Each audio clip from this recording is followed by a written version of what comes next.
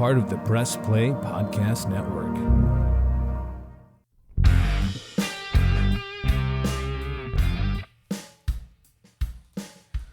We are back. We're back. We are. And you guys don't realize this, but for the first 100 episodes or so of the podcast, I did not have a set of headphones because we did not have an interface that allowed for me to use headphones. Well, now I've got headphones and I'm not used to it at all. And the intro music, if you're not ready for it, Get it ready. will wake you up. You got to get ready. So I'm sitting here with the headphones like pulled away from my head, waiting for it to come in and then easing them onto my ears. Yep. But here we are. Here we are. This is the Ball Card Show, the sports podcast. For the Sports Collector. I'm Jason. I'm Gary. And as always, we are brought to you by the Press Play Podcast Network? Yeah. Oh, okay. So I'll tell you one thing that's a little weird. What's weird? So we've done a little bit of moving stuff around down here in the studio. And we're no longer recording on a ping pong table. That is correct. And We're just working on a regular table that's sitting on a couple sawhorses. Well, we'll get the legs later. I did make this tabletop. What do you think? Impressive work, sir. You know, I've spent a lot more money than it cost me to make this on one that ended up turning into a banana. You did. Do we want to drive down that path? No, I don't think nothing's. Then I'll at some point it's going to be like, you know what? I do want to go to small claims court, and I know I'm going to lose money. Back in the day, everyone started a woodworking business, and I was one of those guys. That's like, I'm going to have my friend, who did not study anything with this or have a job related to this, renovate the furniture in all my house. Yeah, That's a bad idea. Anyway, still heard about it. What I'm trying to say is it's a little weird because it takes a little more effort to look into those beautiful eyes, Gary. what I'm trying to say is love is blind. Love is blind.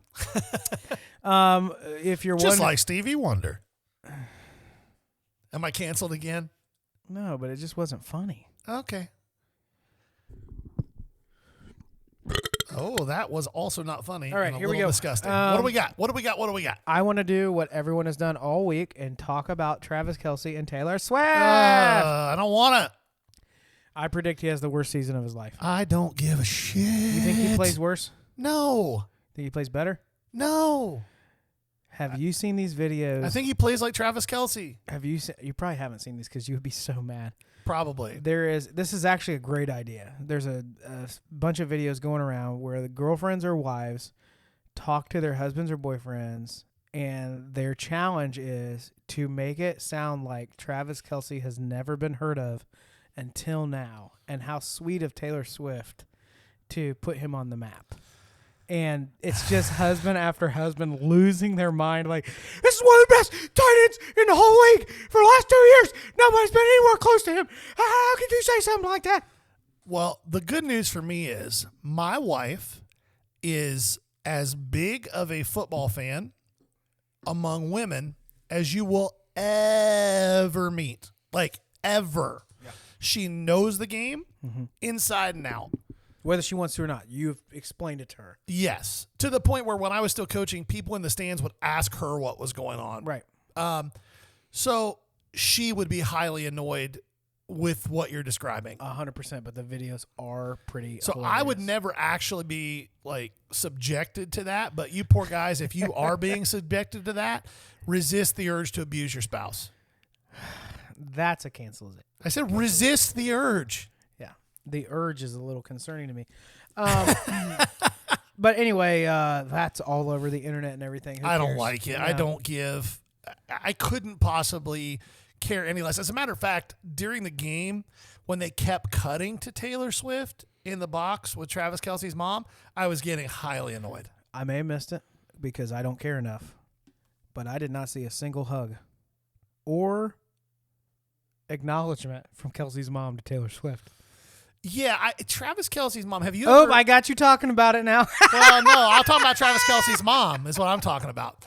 Have you seen interviews with her or listened to them talk to her? on the podcast, yeah. She is amazing, Yeah, she's and awesome. she gives no shit. She couldn't possibly care less who Taylor Swift is or how famous she is. It has no impact on her at all. And fairness to Taylor Swift, which I feel really bad for her. Do in ya? some ways I do. Yeah, they had to put her in like a rolling refrigerator cooler thing to sneak her out. Like she has to Houdini her way out of a football game. That's kind of sad. It's kind of That's sad. hilarious. All right. Moving on from that, let's talk about a product that neither you and I will ever purchase to rip. Okay. WWE licensed product and what's going on with Panini. There's more back and forth. I'm going to guiltily admit that I did rip a little bit of the first year they made it because I was just The intrigued. old WWF cards? No. The new Panini Prism. 2 years ago, I think, was the first year of it, and everybody was going just ape shit over it. So I grabbed a few blasters and opened them. I think I could convince myself to rip UFC. The problem is I would only want vet autos. Like, that's all I care about. Okay. Which, by the way, if any of you have Chuck Liddell out there, hit me up on the group because that'd be part of my PC for sure. Okay. But WWE, also known as fake wrestling. Fake. Hey, they're not spending any money at my table either way. Fake. The wrestling fans never come over and say, hey, you know what I'm looking for? I'm looking for some mid-90s top finest basketball and some WWE cards. Well, neither you nor I gives off the vibe of a wrestling fan. Is it just the social awareness? Yeah. It's the we look like we're employed and don't live with our moms. And no offense to our, I'm just now picturing 2 or 3 fans I know we have that I know love wrestling. And it's actually making me kind of happy.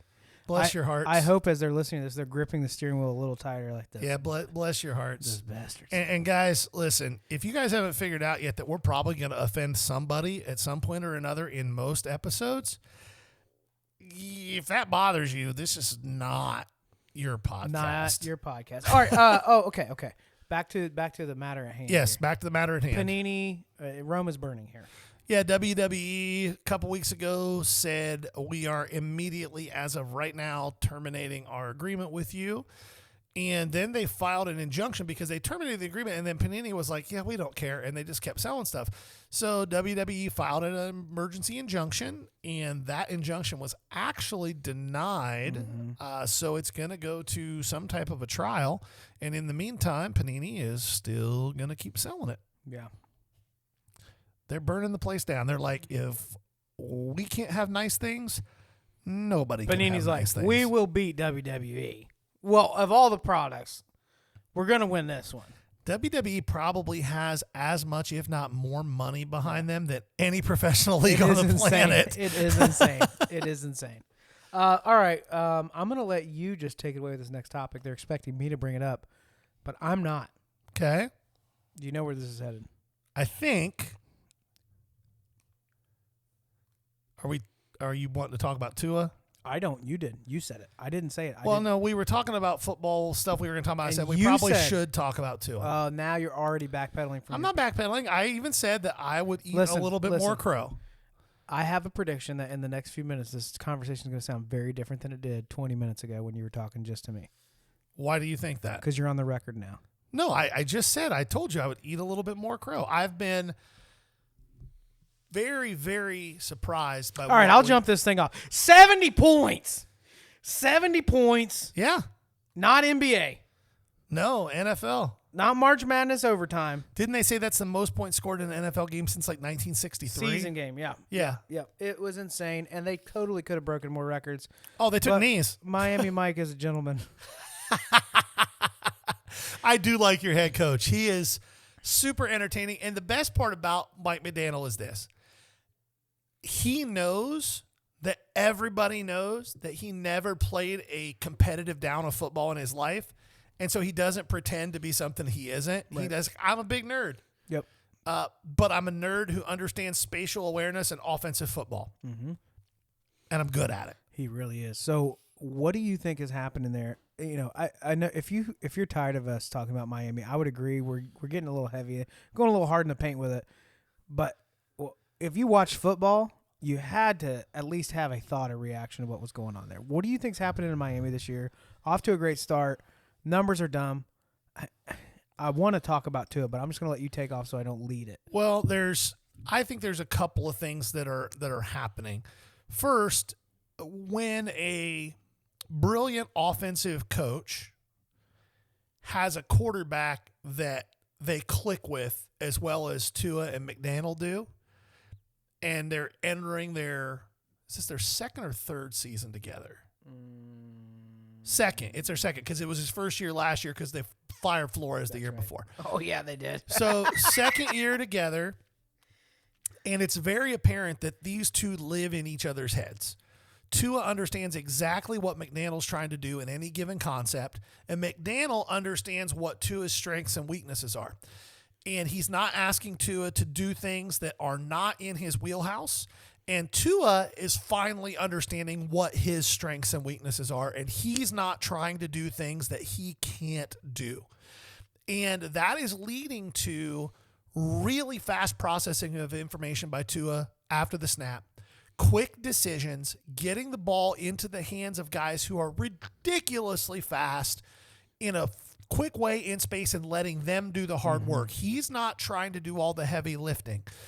And that level of maturity and striding forward, it's like any other profession. When you understand what you're good at, and more importantly, what you aren't good at, Right. you're going to become much more successful at whatever it is you're doing.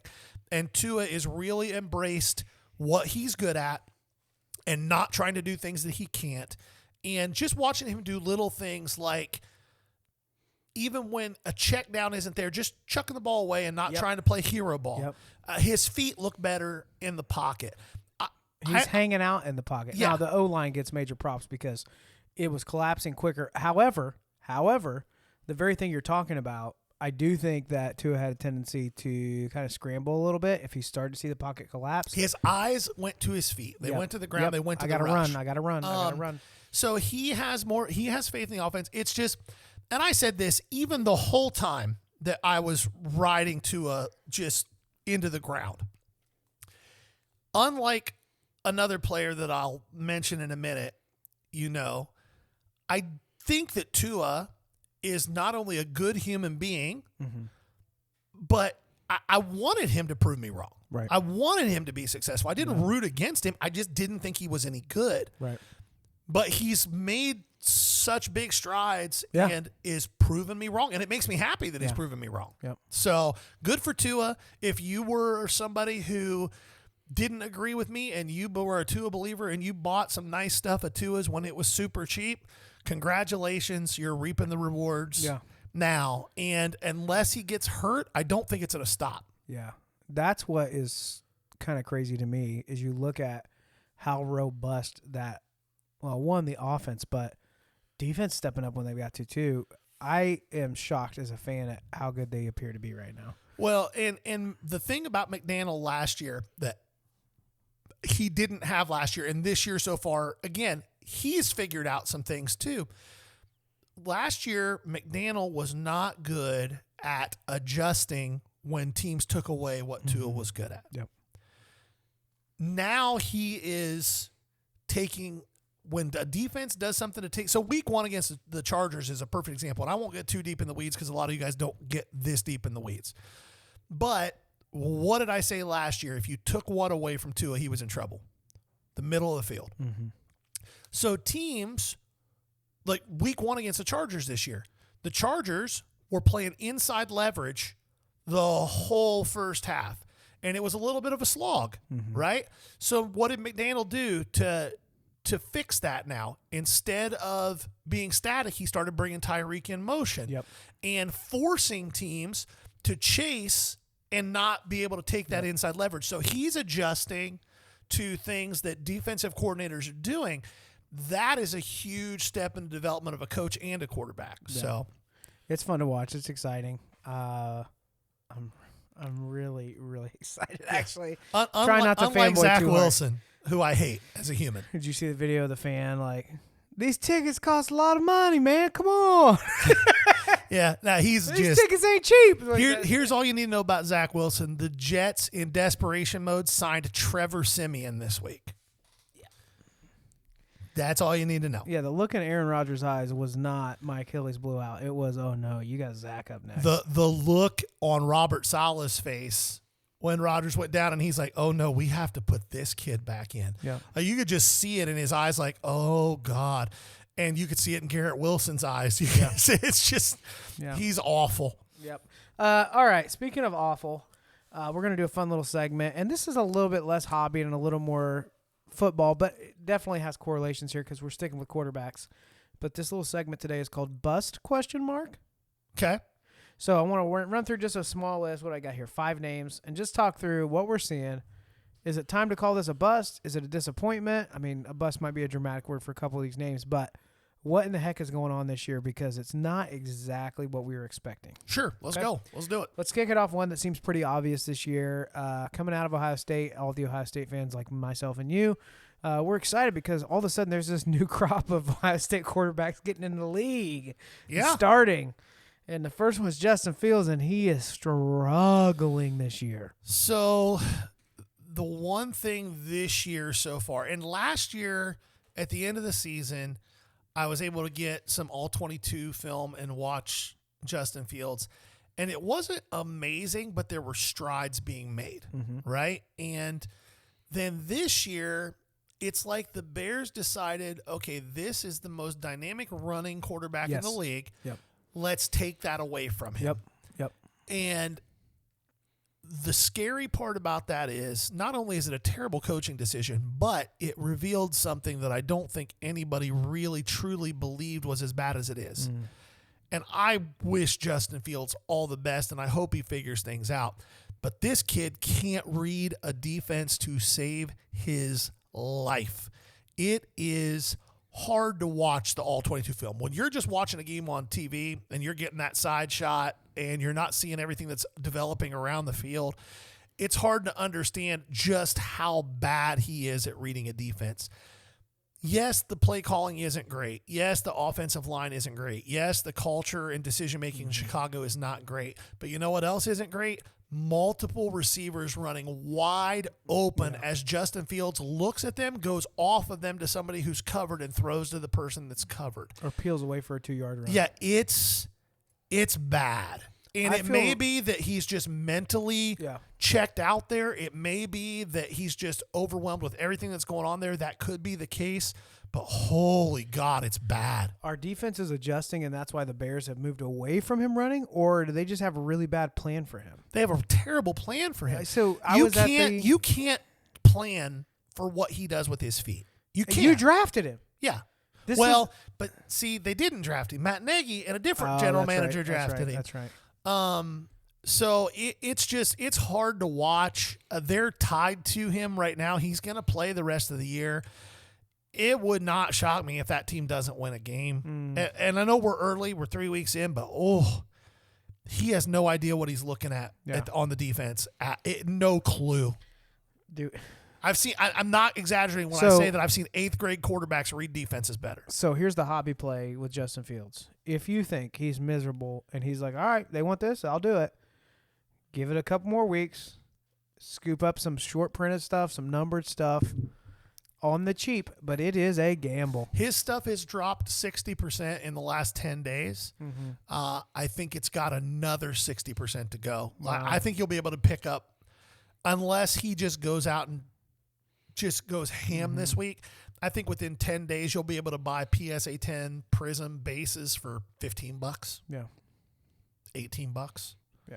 Like Mac Jones stuff is pricier than Justin Fields stuff is right now. Which, by the way, Tua had a few weeks around that price range too. Last year before. So but Tua never had a problem reading defenses. No. He was lights out. He had other issues. Yeah. He had other issues. But. Okay. Let's keep it in the family. Bryce Young. Oh. It's too early to say bust, but the early returns are not promising. Let's compare and contrast two guys. Who has a better receiving core, Houston or Carolina? Houston. Not even close. Carolina has a much better receiving core. Who has an overall just better team? Carolina. Bryce Young looks lost. Yeah. He's already hurt, which, as I said, was going to happen. The kid is going to be hurt all the time because he is a freaking like Oompa Loompa out there among grown men. And even when he has been healthy the first 2 weeks, it's rough, man. He's not as bad at reading defenses. Do you think the Oompa Loompa is your first cancellation of the episode? Why? Because you thought you were showing restraint. I was. No. No? Okay, well, I tried. All right. He is also not processing information quickly. Throws are late. Throws are off target. All the things that made him good in college because he was playing against guys who are not as big and strong and fast as guys in the NFL. The weaknesses that he had are being amplified now. Yeah. And it's not pretty. Whereas the flip side of that is you got CJ Stroud in Houston Yeah. tearing it up on a not good team. And that is awesome to see. I told everybody with ears that would listen that the best quarterback in the draft this year was CJ Stroud by 10 miles between his size and his elite ball placement and his elite anticipation of guys coming open. He's making Nico Collins look like I thought Nico Collins would look last year. Yeah. Up next, it looked a little bit better this last week. But over in Pittsburgh, Kenny Pickett situation. Yeah, I think Kenny Pickett's going to be what I kind of always thought Kenny Pickett was going to be, which is a middle of the road quarterback. He's not going to light the world on fire if you give him a fantastic running game, which the Steelers don't have, and you give him a great offensive line, which the Steelers don't have. He can be maybe a few years as a top 10 guy in the league. Now, in Kenny Pickett's defense, the first 2 weeks of the year, they played San Francisco and Dallas, which are probably the two best defenses in the league. Yep. This week, when they played just a normal NFL defense, he looked much better. He still wasn't lights out, but he did look much better and led his team to a win. But bust isn't the right word, but let's put it this way. I bought a really big Kenny Pickett card a few weeks ago, and I'm really glad I sold it already. Yeah, I bet. Yeah. Really glad I sold it. All right. I'm sad that we're talking about this, but it just seems like he's not quite back to health. This is 100% not a bust, but I think it's a conversation point in here. Joe Burrow down in Cincinnati. I just think he's playing hurt. He's playing on one leg. Yeah. He's airmailing a lot of stuff, and as a quarterback, when you're airmailing, it's because you can't follow through, and he can't follow through because his calf's still hurt. He's still at 65 or 70% of his best, which is what he's playing at right now. Which is better than a lot of the quarterbacks. It's better than Jake Browning, who's the backup, which is why he's playing. And he's a warrior, and he's a tough kid, and he'll continue to go out there and do it. But you watched this game last week that they eked out the win. Yeah. By the end of that game, he is just limping. Anytime he gets flushed out of the pocket, he is not himself. He cannot plant on that leg to really push and follow through. And as long as that's the case, it's going to be a struggle. And it's been weird, too. Like, Jamar Chase finally got off the schneid this week and had a huge game. T. Higgins had, 5 drops.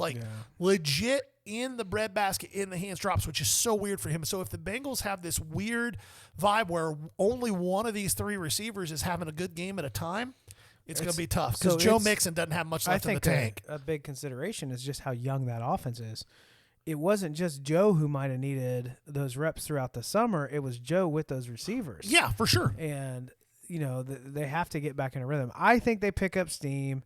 I do think if you see a discounted Joe Burrow, I'm buying him. I don't see a reason not to. I just picked up a numbered PSA 9 last week. Now, there's people arguing, this is a couple things pretty quickly. Yeah. I don't disagree. But the amount of money that's invested in him is going to force there to be an investment around protecting him as well.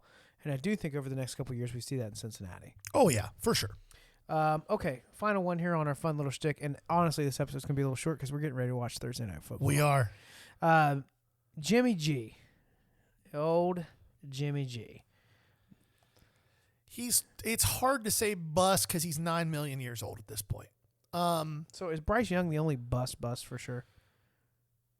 I think Bryce Young, Kenny Pickett, and Justin Fields are all fall into that category. Price-wise, compared to what people were paying for them preseason, they're a huge bust. Yeah. Jimmy G, the Raiders are awful. The team is terrible.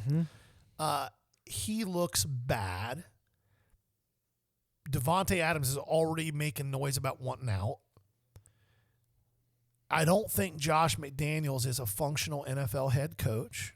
This is the second go-around for him, and it's no prettier than the first one. Yeah. I don't think Mark Davis is going to fire Josh McDaniels because they have a lot of money invested in him, and they knew bringing him in it was going to be a 2 or 3 year project. But I don't think people anticipated that this year was going to be as bad as it is. I think that they're starting to wish they had kept Jarrett Stidham. Wow. Which on a little aside, if you're looking for some sports card info, you might not be stupid to go buy some Jarrett Stidham on the cheap because Russell Wilson doesn't look good, and Sean Payton is not a patient man. He's fed up. And Sean Payton talked a whole lot of high school bullshit this offseason to roll in 0-3 and let Russ take him down. It would not, and they paid Jarrett Stidham $10 million over 2 years. Yep. It would not shock me if at some point this year Russ gets benched and they bring Stidham in. And that team isn't terrible. That defense is pretty good. Russ has just been awful in the second half. He's been better than he was last year, but it's hard to be as bad or worse than he was last year. So Jarrett Stidham isn't a horrible play. Yeah. Interesting. I don't have a whole lot about Jimmy G. He's had definitely had seasons where he put up the numbers. There's always more excitement around him than there is production. He's always been wins over numbers. Yeah. And I think a lot of that's Kyle Well, I guess Shanahan. that's kind of the opposite of what I'm saying. So I guess there's been production over excitement. Yeah. And at the end of the day, that's what matters. A couple of things before we wrap up today on this shorter episode. Up first, we will not be here next week. We will not because you will be in Arizona playing golf. Yeah, Nevada, Mesquite. Yeah, thanks for the invite. Yeah, sorry. It's not my trip. It's all good. I will be getting my butt kicked. I have played golf less than 5 times this year. The last time you wrapped your 3-wood around a tree. Oh, that wasn't the last time. I've That was played 2 times ago? Yeah, I purchased a 3-wood since then.